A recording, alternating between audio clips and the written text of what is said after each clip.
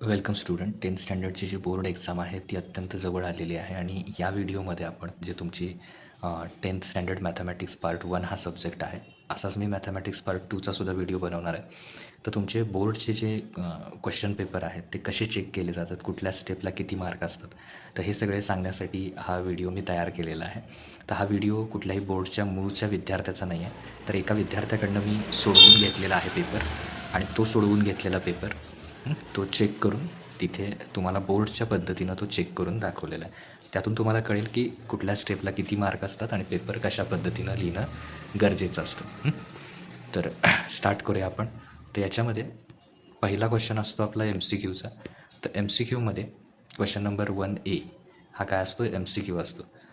तर इथे तुम्ही फक्त हा जो ऑप्शन आहे तो ऑप्शन जरी लिहिलात तरी चालेल, पण माझं मत असं आहे की ते ॲन्सर जे आहे ते सुद्धा तुम्ही लिहिलं तर बरं पडेल. ओके. कदाचित तुमचा ऑप्शन चुकला आणि हे ॲन्सर बरोबर आहे तर मार्क मिळण्याची शक्यता असते, पण याचा अर्थ हा ऑप्शन कधीही चुकवायचा नाही. तर जो तुमचा ऑप्शन आहे त्या पद्धतीनं तर आलं पाहिजे. त्यामुळे ऑप्शन लिहिलात तरी चालेल, प्लस त्याच्या पुढचं हे जे ॲन्सर आहे ते सुद्धा लिहिलात तरी चालेल. अशा पद्धतीनं तुम्हाला एक MCQ बरोबर असेल तर त्याचा एक मार्क दिला जाईल आणि एकूण इथे असे चार मार्क मिळालेत असं लिहिलं जाईल. त्याच्यानंतर आता इथे बघा, इथे एक्सची व्हॅल्यू 1 दिली आहे आणि काय करायचं आपल्याला वाय शोधायचा. तर आता इथे मी बोर्डची जी उत्तरपत्रिका असते ती मी सांगितलेल्याच सगळ्या स्टेप्स असतील असं नाही, पण इथे 2 मेन स्टेपला अर्धा मार्क असतो. जसं की तुम्ही एक्सची व्हॅल्यू 1 ठेवली आहे त्याला हाफ मार्क आणि तुमचं वायचा ॲन्सर 3 आलं आहे याला हाफ मार्क. ह्या जर 2 स्टेप करेक्ट असतील तर तुम्हाला टोटल तिथे 1 मार्क जे आहेत ते 1 मार्क इथे मिळून जातील. त्यामुळे ह्या 2 महत्त्वाच्या स्टेप्स आहेत, व्हॅल्यू पुट करणं आणि वायचा ॲन्सर मिळवणं. ओके. आता नेक्स्ट बघूया पार्ट. आता इथे बघा 1 मार्कचा क्वेश्चन आहे. इथे जर का तुम्ही बघितलं इथे आता मी त्याला मार्क दिलेला आहे इथे, पण त्याला थोडं सजेशन पण दिलेलं आहे की इथे एमची व्हॅल्यू 2 ठेवून ते रूट आहे की नाही ते चेक करायचं आहे. तर -2 = 0. तर इथे एक स्टेप काय लिहिणं गरजेची होती, -2 इज नॉट इक्वल टू 0 म्हणजे LHS is not equal to RHS आणि म्हणून हे जे number 2 is not root of the given quadratic equation, तर हे त्याचं काय येणार आहे, ॲन्सर येणार आहे. ओके. त्यामुळे याला हाफ मार्क आणि याला हाफ मार्क, पण अशा मिस्टेक्स आपण करायच्या नाही आहेत, म्हणजे ह्या स्टेप्ससुद्धा तिथं असल्या पाहिजेत. ओके. त्याच्यानंतर इथे बघा, इथे मेन पार्ट काय आहे, सेकंड आणि थर्ड टर्म. सेकंड आणि थर्ड टर्म जी आहे ती फाइंड आउट करायची. तुम्ही सेकंड टर्म फाइंड केलीत half mark, third term find केलीत हाफ मार्क, टोटल 1 मार्क. आता याच्यामध्ये फक्त यस फाइंड आउट करायचा होता, तर यसला डायरेक्ट 1 मार्क तिथं सॅम्पल स्पेस फाइंड आउट करायचा, 1 मार्क तिथे मिळालेला आहे. त्याच्यानंतर पुढे बघा 2 मार्कचे ॲक्टिव्हिटी बेस्ड क्वेश्चन आहेत. तर ॲक्टिव्हिटी बेस्ड क्वेश्चनमध्ये पहिला बॉक्स करेक्ट आहे हाफ मार्क, दुसरा बॉक्स करेक्ट आहे हाफ मार्क, इथे हा आणि हा चौथा बॉक्स. तर हे चारही बॉक्स जर करेक्ट असतील तर 2 मार्क्स मिळून जातील. इथं सुद्धा तसंच केलेलं आहे, हाफ मार्क. ओके. प्रत्येक बॉक्स करेक्ट आला की हाफ मार्क. आता पुढचा तिसरा कुठलेही 2 सोडवायचे होते, त्यानं तिसरा पण सोडवला, या ह्याला हाफ मार्क आहे आणि त्याच्यानंतर पुढचा इथे राहिलेले प्राईम नंबर्समध्ये 2, 3, 5 लिहिलं आहे, फॉर्म्युला लिहिला आहे प्रोबॅबिलिटीचा आणि 1/2. तर ह्या सगळ्याला हाफ मार्क. ओके. तर हे एकच होती स्टेप 1/2. तर ते करेक्ट आलं पाहिजे. त्याच्यानंतर इथे बघा, इथे काय केलं होतं, तर इथे DX आणि DY एवढंच फाइंड आउट करायचं होतं, त्यामुळे हे काही चेक केलेलं नाही आहे. तर इथे बघा, DX फाइंड आउट करताना त्याचा डिटर्मिनंट जर करेक्ट लिहिलात तर त्याचा हाफ मार्क, DX करेक्ट आला की त्याचा हाफ मार्क. परत दुसरं DYमध्ये डिटर्मिनंट लिहिला हाफ मार्क आणि त्याच्यानंतर तुमची व्हॅल्यू 40 आली DYची तर त्याला हाफ मार्क. आता पुढे बघा इथे, तर इथे काय क्रेमर्स रूलने पूर्ण सोडवायचं नव्हतं, त्यामुळे हा पार्ट काय चेक केलेला नाही आहे. ओके. त्याला मार्कच नाही आहे. ज्यावेळी तुम्हाला क्रेमर्स रूलनं सांगितलं जाईल तेव्हा ते सोडवायचं आहे. ओके. आता रेड पेन ब्ल्यू पेन असा हा क्वेश्चन आहे प्रोबॅबिलिटीचा. तर इथे डायरेक्ट 16 लिहिलं आहे, ती त्याची मिस्टेक आहे. R1, R2, R3 असे सिम्बॉल वापरायचे आहेत, नंबर ऑफ यस लिहायचं आहे, त्यामुळे त्या स्टेपचा मार्क गेला. इथं एमध्ये कुठले पेन आहेत ते लिहायचं आहेत आणि नंबर ऑफ ए 8 हे बरोबर आहे त्याचं, पण एला मार्क असेल कदाचित, त्यामुळे त्याचं हे बरोबर असून सुद्धा ते मार्क मिळणार नाहीत. फॉर्म्युला करेक्ट लिहिला आहे, इथून पुढच्या सगळ्या स्टेप ह्या राहिलेल्या करेक्ट आहेत, फॉर्म्युला आहे बरोबर आणि फॉर्म्युला करेक्ट आहे आणि हे P ऑफ A हे सुद्धा करेक्ट आहे. ओके. 1/2. त्यामुळे त्याचे मार्क त्याला मिळालेत, पण सुरुवातीच्या स्टेप चुकल्यामुळं त्याच्यात त्याला मार्क गेलेले आहेत. आता इथं बघा, हे ज्यावेळी फॅक्टरायझेशन मेथड येतं आहे तुम्हाला, फॅक्टरायझेशन मेथडमध्ये फॅक्टर पाडल्यानंतर त्याला हाफ मार्क या पहिल्या स्टेपला. Okay, just a minute. तर याच्यात या पहिल्या स्टेपला हाफ मार्क इथे. त्याच्यानंतर 2 स्प्लिटिंग केले, असे 2 ब्रॅकेट आले, x-4 आणि x+5, त्याला हाफ मार्क आला. त्याला हाफ मार्क आल्यानंतर इथे खाली पुढची स्टेप x-4 = 0 आणि x+5 = 0, त्याला हाफ मार्क आला. आणि शेवटी ज्यावेळी तुम्ही उत्तर काढताय त्या एक्सच्या 2 व्हॅल्यू, तर त्या +4 आणि -5, त्याला हाफ मार्क. आता x+y आणि x-y शोधायचं आहे.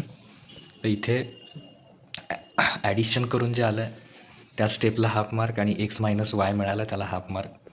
परत इथे सबट्रॅक्शन केलं आहे, सबट्रॅक्शन करून जे आले त्याला हाफ मार्क आहे. जस्ट अ मिनिट, पुढे आता. आणि x+y जो मिळाला आहे सबट्रॅक्शन नंतर, त्याला हाफ मार्क आहे. ओके, तर अशा पद्धतीने इथे हाफ मार्क आहेत. असंच प्रत्येक क्वेश्चनमध्ये आहे. इथे सुद्धा ॲक्टिव्हिटी बेस्ड क्वेश्चन, असे प्रत्येक स्टेपला तुम्हाला हाफ मार्क दिसतील. त्याच्यानंतर पुढे इथे ग्राफिकल मेथड करेक्ट आले. ग्राफिकल मेथड जर आली समजा, त्याच्यातलं एक जरी चुकीचं असेल तर पूर्ण याचा जो हाफ मार्क मिळणार आहे या टेबलचा, तो कॅन्सल होणार.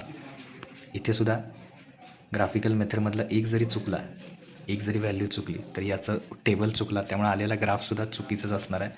त्यामुळे ओव्हरऑल त्याला ग्राफिकल मेथडमध्ये किती पडलेत? 0 पडलेत. तसं टेबल समजा याचा करेक्ट आला असता, तर टेबलनुसार याला हाफ मार्क मिळाला असता टेबलला. परत पुढचं जे आहे त्या टेबलला हाफ मार्क, त्यांची लाईन ड्रॉ केली, ते हाफ मार्क. 1 हाफ 1 आणि 1 2 झाले.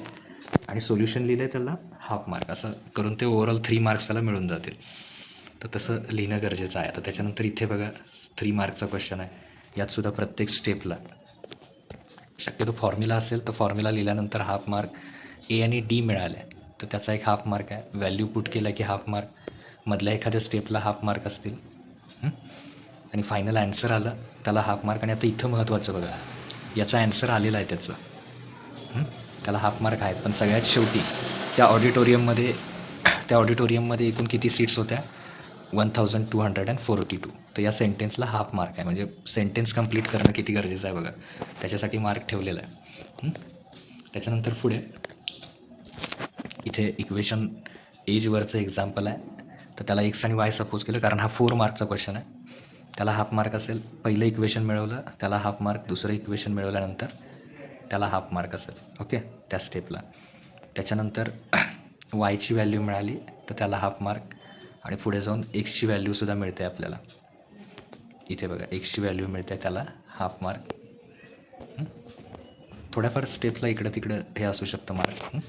आणि फायनल सेंटेन्स लिहिलं त्याच्यासाठी हाफ मार्क. ओके, तर टॉप केसमध्ये म्हणजे समजा एखाद्याला 35च्या वरती असतील आणि यानं त्याला सेंटेन्सच लिहिलं नाही, तर इथला पूर्ण 1 मार्कसुद्धा त्याचा जाऊ शकतो. तर हे लक्षात ठेवा. त्याच्यानंतर फॉर्म्युला मेथडने आहे. ABCच्या व्हॅल्यूसाठी हाफ मार्क. फॉर्म्युला लिहिला हाफ मार्क. व्हॅल्यू पुट केल्यानंतर हाफ मार्क. मधली एक स्टेप आहे याच्यासाठी हाफ मार्क. ओके, आणि इथे काय केलं आहे, हे 2नं डिवाईड केलं आहे त्याने इथे, त्यामुळे हे रॉंग आहे. आणि जर का त्याला हे करायचं असेल तर इथे सजेशन दिलं होतं मी त्याला की हे त्याचे फॅक्टर पाडून इथं आणखीन एक मी लिहायचं राहिलं, त्याला अजून 2ने डिवाईड करायला पाहिजे. म्हणजे हे असं येणार -5. ओके, प्लस मायनस तिथे 10 ॲक्च्युली 10च पाहिजे होतं तिथे, -10 प्लस मायनस 92चा किती आलं आहे त्याचे फॅक्टर पाडायचे. 23 × 4 आणि 4चं स्क्वेअर रूट 2 अपॉन 2 आतमध्ये किती येणार 23 आणि अपॉनमध्ये 2. आता इथं तुम्ही करू शकता 2 1 = 2, 2 5 = 10, मग ते -5 येईल. आणि ह्या 2ला हे 2 काय होईल कॅन्सल. म्हणजे तर ते ॲन्सर बरोबर येईल तिथे. तर त्याच्यामुळं त्याचे शेवटच्या 2 स्टेपमध्ये काय झालेले आहेत, मार्क गेलेले. ओके, तर हे लक्षात ठेवा. असं शेवटच्या स्टेपमध्ये जर का तुम्ही फॅक्टर पडत असतील, 35 या 32च्या वर मार्क असतील, तर अशा केसमध्ये फॅक्टर तुम्हाला पाडावेच लागतील त्याचे, आणि सिम्प्लिफाईड ॲन्सर पाहिजे. त्याच्यानंतर इथे बघा या क्वेश्चनमध्ये कोशंट आणि डिवायझर हे फाइंड आउट करायचे होते. तर त्याला 3 मार्क्स मिळाला आहे. 4 पैकी 3 मार्क्स. सगळा ॲन्सर त्याने काढला आहे. एक्सची व्हॅल्यू 7 काढले, पण कोशंट काय आणि डिवायझर काय त्यांना लिहिलेलंच नाही आहे. त्यामुळे 4पैकी त्याचा मार्क गेलेला आहे. आणखीन एखादासुद्धा मार्क त्याचा जाऊ शकतो, म्हणजे इथं 2सुद्धा मिळू शकतात टॉप केसमध्ये. जर का याचे मार्क 35च्या वरती असतील तर 4पैकी जे मी 3 दिलेत त्याच्यात 2सुद्धा मिळू शकतो. ओके, त्यामुळे तशा मिस्टेक्स करू नका. त्याच्यानंतर हा आहे पुढे लेंथ फाइंड आउट करायची आयसोस्केल ट्रायंगलची, लेंथ ऑफ बेस आणि दुसऱ्या साईडची. तर त्यानं हे सगळ्या स्टेप्स केलेल्या आहेत. तर प्रत्येक स्टेपला त्याला मार्क इथे तुम्हाला दिसत आहे. त्या स्टेपनुसार त्यानं केलं आहे.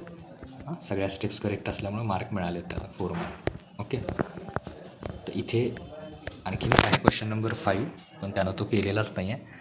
त्यामुळे तो न केल्यामुळे त्याला 0 मार्क आहेत त्याच्यात. क्वेश्चन नंबर 4पर्यंतच त्याला मार्क आहेत. तर त्याच्यात आपण मार्क बघूया त्याला किती मिळालेले आहेत मार्क, ते कशा पद्धतीनं लिहिलेले आहेत. ओके, पहिल्यापासून बघूया. आता इथे बघा क्वेश्चन नंबर 1मध्ये 2मध्ये आहे. क्वेश्चन नंबर 1मध्ये इथे 4 + 4 8. ओके, MCQ करेक्ट आहेत, 1 मार्कचे सगळे करेक्ट आहेत, 8 मार्क मिळाले. त्याच्यानंतर क्वेश्चन नंबर 2मध्ये इथे 1 मार्क गेला आहे त्याचा. इथे 8 आउट ऑफ हे 7 जे पडले ते 8 आउट ऑफ 7, म्हणजे 2 मार्कमधला 1 गेलेला आहे, 11 झाले ते. त्याच्यानंतर पुढे 3 मार्कमध्ये बघूया आपण. 3 मार्कमध्ये ॲक्टिव्हिटीचा 3 मार्कचा क्वेश्चन नंबर 3 ॲक्टिव्हिटीचा 3 आणि एनी 2 सॉल्व करायचे होते, ते त्यानं केलेले आहेत 9 मार्क्स.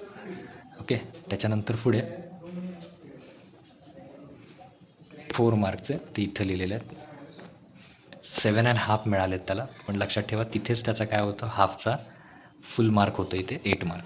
त्यामुळे त्याला तिथं 8 मार्क मिळाले. क्वेश्चन नंबर 5 त्यानं सॉल्व न केल्यामुळं टीचर तिथल्याच एखाद्या पेजवर काय लिहितील, क्वेश्चन नंबर 5ला 0. आता ओव्हरऑल बघूया फायनल त्याचे मार्क किती आहेत ते. ओके, कशा पद्धतीनं ते लिहिलं आहे. 8 11. ओके, 8 11 9 8 आणि शेवटी 0 0. तसे 7.5 होते क्वेश्चन नंबर 4ला. तर 7.5 इथं लिहित नाहीत, इथं डायरेक्ट किती लिहितात, 8 लिहितात. हाफचा 1 होतं. तर अशा पद्धतीनं हे तुम्हाला लक्षात आलं असेल पेपर चेकिंग कशा प्रकारे होतं. आता मी ज्या स्टेपला हाफ मार्क दिलेत त्याच्या एखाद्या अलीकडच्या किंवा पलीकडच्या स्टेपला हाफ मार्क असेल. ओके, थोडंसं ज्यावेळी तुमचे मार्क 35च्या वर जातील, आता याचे कसे आहेत 36 आहेत, समजा आणखीन एका टीचरने चेक केलं तर आणखीन थोडंसं स्ट्रिक्टली चेक करून त्याचा एका दुसरा मार्क कट केला जाईल.